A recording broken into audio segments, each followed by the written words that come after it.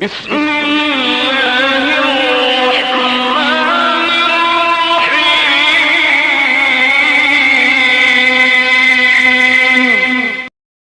کس شاندار طریقے سے ہوئی آپ کی والدہ ماجدہ سیدہ ام الورا رضی اللہ تعالی عنہ فرماتی ہیں کہ جب آدھی رات کا وقت گزر جاتا تھا اچانک حجرے شریف میں ذکر کی آواز آتی تھی، ذکر خدا کی آواز گونجتی تھی۔ حضرت ام الورا آپ کی والدہ امی جان نیند سے بیدار ہو جاتی، اپنے شوہر نامدار سیدنا خواجہ غیاث الدین کو بیدار کرتی اور فرماتی دیکھو جی اتنی رات کو کون ذکر الہی کر رہا ہے، کس کی آواز آ رہی ہے؟ تو خواجہ غیاث الدین غریب نواز کے والد ماجد اپنی شریک حیات سے فرماتے ہیں ام الورا مبارک ہو، مبارک ہو، تمہارے پیٹ میں اللہ کا ایسا نیک بچہ، نیک بندہ پرورش پا رہا ہے، الحمدللہ کہ جو اللہ کا ولی ہے اور تمہارے پیٹ میں رہ کر کے ذکر خدا کر رہا ہے۔ سبحان نعرہ تکبیر، نعرہ رسالت، جشن غریب نواز، شہنشاہ ہندوستان، عطائے رسول، سبحان غریب نواز اپنی ماں کے پیٹ میں ہیں، ذکر الہی کر رہے ہیں، سبحان اللہ۔ جب آپ کی ولادت باسعادت ہوئی، جب پیدا ہوئے غریب نواز، تو آپ کی والدہ فرماتی ہیں کہ پورا حجرہ نور سے منور ہو گیا، نور سے منور ہو گیا۔ کیوں نہ ہو منور نور سے؟ کس کے چشم و چراغ ہیں، کس کے گھرانے کے ہیں؟ یہ سیدنا سرکار امام حسن مجتبی جو سیدنا مولا علی رضی اللہ عنہ کے بڑے شہزادے ہیں، رسول پاک کے بڑے نواسے ہیں، یہ ان کے خاندان کے چشم و چراغ ہے سرکار غریب نواز۔ تو جب یہ سرکار کا گھرانے سے تعلق ان کا ہے اور میرے اعلی حضرت نے فیصلہ ہم کو بتا دیا کہ یا رسول اللہ تیری نسل پاک میں ہے بچہ بچہ نور کا، تو ہے عین نور، تیرا سب گھرانہ نور کا۔ واہ سبحان۔ تو سرکار مدینہ علیہ السلام کے خاندان کے چشم و چراغ ہے سیدنا خواجہ معین الدین حسن چشتی رضی اللہ تعالی عنہ۔ تو یہ نورانی ہیں، بولو نورانی ہیں۔ آج بھی ان کا دربار کیسا جگمگا رہا ہے، سبحان اللہ، دربار کیسا جگمگا رہا ہے۔ ارے جب وہ زمین کے اندر ہیں تو اتنی جگمگاہٹ ہے، جب زمین کے اوپر تشریف فرما تھے تو پتہ نہیں کیا جگمگاہٹ تھی ہوگی۔ اللہ اللہ، یہ اللہ والوں کا مقام ہے۔ عزیزان محترم، غریب نواز سرکار کا بچپنا تھا، آپ کے والد ماجد کا ایک انگور کا باغ تھا، وہ باغ چھوڑ کر آپ کے والد انتقال کر گئے تھے، وہ باغ آپ کے حصے میں آیا غریب نواز سرکار کے، تو وہ باغ کی رکھوالی کرتے تھے، وہ باولی سے کنویں سے پانی نکال نکال کر باغ کو سیراب کیا کرتے تھے۔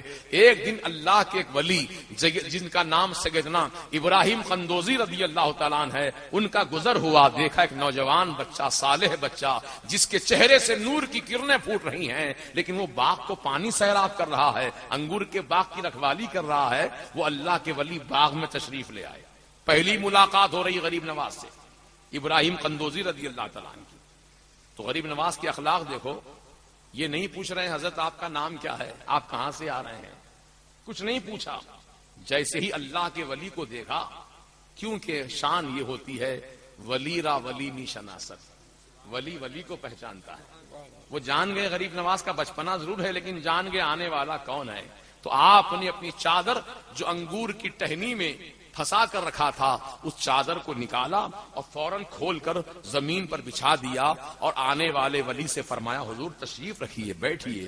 بٹھایا، پھر دستبوسی کی، کہا کہ حضور فرمائیے کیا حکم ہے؟ تو کہا تمہارا نام کیا ہے؟ تو کہا میرا نام معین الدین حسن ہے، یہ میرے باغ کا چھوڑا ہوا باغ ہے انگور کا، جس کی میں رکھوالی کرتا ہوں اور جس کو پانی سیراب کرتا ہوں۔ تو اللہ کے ولی ابراہیم قندوزی نے فرمایا اے معین الدین، تمہارا نام معین الدین ہے، دین کے مددگار۔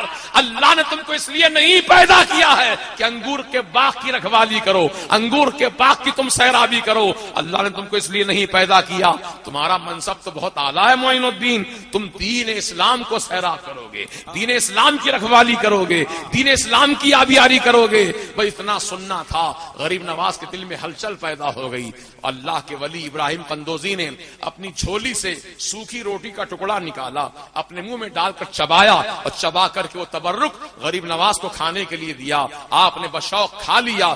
جیسے ہی کھا لیا آپ کی نگاہوں سے پردے اٹھ گئے, حجابات اٹھ گئے, حقیقت دنیا کی کیا ہے معلوم ہو گئی. اسی وقت غریب نواز نے وہ باغ کو بیچ دیا, انگور کا باغ بیچ دیا, جو رقم آئی تھی غریبوں میں تقسیم کر دیا. سبحان اللہ. اسی زمانے سے غریب نواز ہیں, یہ بچپن سے غریب نواز ہیں, ہندوستان آ کر غریب نواز نہیں بنے ہیں, بلکہ یہ الحمدللہ بچپن سے غریب نوازی کا کام کر رہے ہیں. غریبوں کی پرورش فرما رہے ہیں, غریبوں کی آبیاری فرما رہے ہیں, غریبوں کی مدد فرما رہے ہیں. تو سرکار غریب نواز نے پوری دولت کو غریبوں پر, مسکینوں پر خرچ کر دیا اور خود علم دین سیکھنے کے لیے نکل گئے. کبھی نیشا پور, کبھی سمرقند, کبھی بخارا, کبھی تاشقند, نہ جانے کتنے بڑے بڑے شہروں کا آپ نے دورہ کیا جہاں پر علم کے مراکز تھے, وہاں دین کا علم حاصل کیا غریب نواز نے. پھر پیر کی تلاش میں نکلے اور پیر کی تلاش کرتے کرتے جب ہارون پہنچ گئے سیدنا خواجہ عثمان ہارونی رضی اللہ عنہ کی بارگاہ میں, تو پیر نے مرید ہونے والے کو دیکھا اور مرید نے اپنے پیر کا چہرہ دیکھا. بس معاملہ وہیں پر ایسا مکمل ہو گیا کہ آنے والے نے کہا حضور میں آپ کا مرید بننے کے لیے بے چین و بے قرار تھا, ایک عرصے سے میں تلاش کر رہا تھا, اللہ تعالیٰ نے آج مجھے آپ سے ملاقات کا شرف عطا کیا. تو پیر و مرشد نے فرمایا مرید ہونے کے لیے آئے ہو, جاؤ بیٹھ جاؤ, 1 سال چلہ کشی کرو, چلہ کشی کرو, 1 سال مجاہدہ کرو. غریب نواز کی جوانی کا عالم ہے, بیٹھ گئے اللہ اللہ کہتے ہوئے, نماز بھی ادا کر رہے ہیں, ذکر الہی بھی ہو رہا ہے, تلاوت بھی ہو رہی ہے, درود و سلام بھی پڑھ رہے ہیں, سارے کام انجام دے رہے ہیں. 1 سال جب مکمل ہو گیا تو حضور خواجہ عثمان ہارونی نے فرمایا کہ آؤ ادھر کھڑے ہو جاؤ یہاں میرے سامنے, اپنی آنکھوں کو بند کرو, چہرہ اٹھاؤ, آسمان کی طرف دیکھو, آنکھیں کھول کر کیا نظر آ رہا ہے. غریب نواز نے اپنی آنکھیں کھول کر دیکھا آسمان کی طرف, تو کیا دیکھتے ہیں؟ فرمایا پیر و مرشد نے کیا نظر آ رہا, بولو معین الدین. تو حضور 7 آسمانوں کو دیکھ رہا, ٹھہرے زمین پر ہیں اور دیکھ 7 آسمان کو رہے ہیں. اللہ اللہ. کہا ابھی منزل نہیں ملی, 1 سال اور بیٹھ کے ذکر کرو, 1 سال اور بٹھا دیا. اللہ اللہ. 2 سال جب مکمل ہو گئے پھر پیر و مرشد کی بارگاہ میں آئے. پیر و مرشد نے فرمایا آنکھیں بند کرو, چہرہ آسمان کی طرف کھولو اور آنکھیں کھول کر دیکھو کیا نظر آتا ہے. آپ نے ویسا ہی کیا. فرماتے ہیں کیا نظر آ رہا ہے بولو, تو کہتے ہیں حضور اب 7 آسمانوں کو بھی دیکھ رہا ہوں, عرش عظیم کا بھی جلوہ دیکھ رہا ہوں. کہا ابھی منزل نہیں ملی ہے, جاؤ پھر 1 سال بیٹھو. سبحان اللہ. 3 سال تک مجاہدہ کروایا آپ کے پیر و مرشد نے. ذرا غور کرو, آج کے دور میں بھی ہم مرید بنتے ہیں. پیر صاحب اگر ایک دن صبح سے شام تک کہیں کہ میاں بیٹھ جاؤ ذرا خدمت کرنی ہے تم کو, تو سر کھجا کے بولیں گے حضرت ابھی 5 منٹ میں ابھی آ رہا ہوں, ذرا ایک کام ہے کر کے آتا ہوں, اس کے بعد جو نظر نہیں آئے گا 1 مہینے تک. پھر ہمارا مریدوں کا یہ حال ہے, مردار مرید ہے اور وہ سچے مرید ہیں.